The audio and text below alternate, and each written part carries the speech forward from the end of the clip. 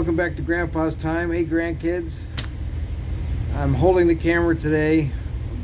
The sound quality of some of my other videos isn't as good as I'd like it to be, so until I can get a good microphone when I have a chance, I wanted you to be able to hear me better. So anyway, today I wanted to talk about one of the interesting people on my interesting people list that I think all my grandkids should know about. One of the most famous and greatest mountain men that ever lived. His name was Jim Bridger.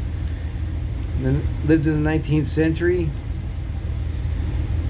He was orphaned at age 13 and went out west, and when at the age of 18 he answered an ad for 100 men that were going to head west and trap.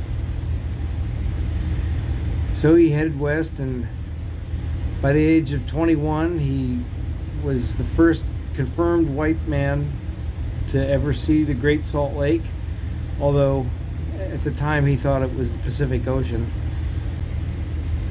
Jim Bridger was known for speaking different languages and understanding different cultures of the native peoples. He was illiterate, but the mapping that he could do in his head was unparalleled at the time. The guy could just draw out a map on a piece of paper with just out of memory. Just an amazing man. He ended up marrying 3 native women in his lifetime. The first one was a Flathead woman. The name that I saw for her was Cora. He was married to her for about 10 years, and she died from a fever, is what I've read the most. Some of the things from back then are a little muddled, but it seems to be the general consensus that she died of a fever after they were married for 10 years. While he was married to Cora, or around the same time, he became a partner in a fur trading company in his late 20s, and he owned that for several years. He got tired of it and sold out after a time and went back to the mountains. Somewhere in that time he was married to a Ute woman, and I wrote her name down so I'd remember it, but it's a Ute Chippewa woman.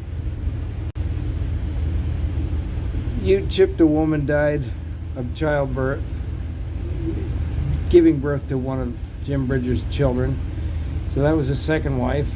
In 1850, he married a woman that they believe was the daughter of one of his friends, a Shoshone chief, and her name was Little Fawn.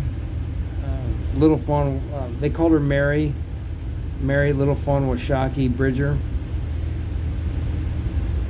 And he decided at that time that traffic was getting heavy enough heading west and going out west that he could start up a trading post. So he started Fort Bridger. Fort Bridger ran for a while. He started having trouble with Mormons, and that would take a longer video than I could probably explain, but he knew the Mormons for a while, and he had actually done some scouting for them and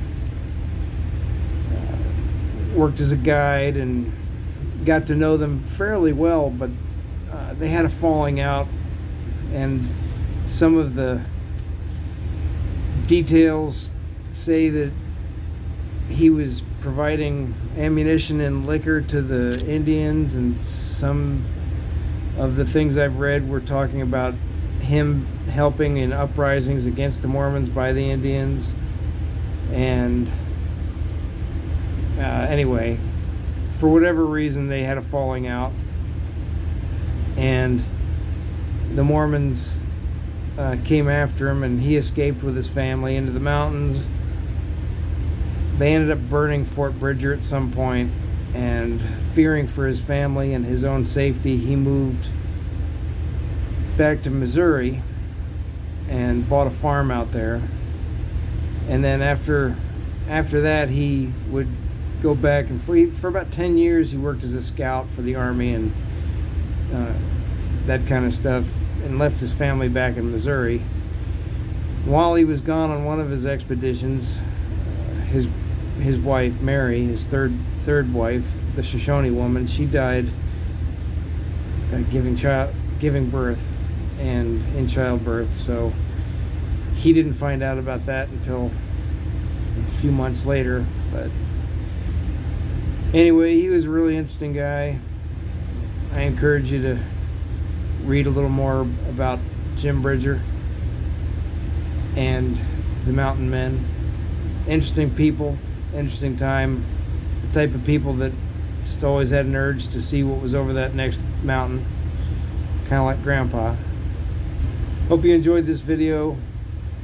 I hope it sparked your interest a little bit in the Mountain Men. I'll be doing some more videos on the Mountain Men. Jim Bridger, he died at age about, I think he was 77. Died on his farm, taking care of his apple trees. So thanks for watching. Oh wait, I want to show you this book. So this is my newest book I got on Kindle for Jim Bridger. It's actually the newest book out that's about Jim Bridger. It came out last year, 2021. Jim Bridger, Trailblazer of the American West by Jerry Ensler. And pretty good. It supposedly, according to the author anyway, he corrected a few inaccuracies from some of the older biographies about Jim Bridger. The story is basically the same, but it's got a few updates.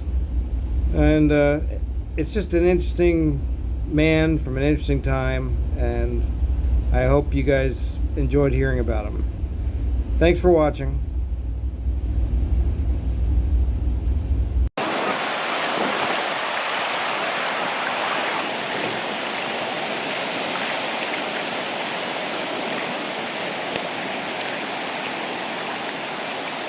Okay.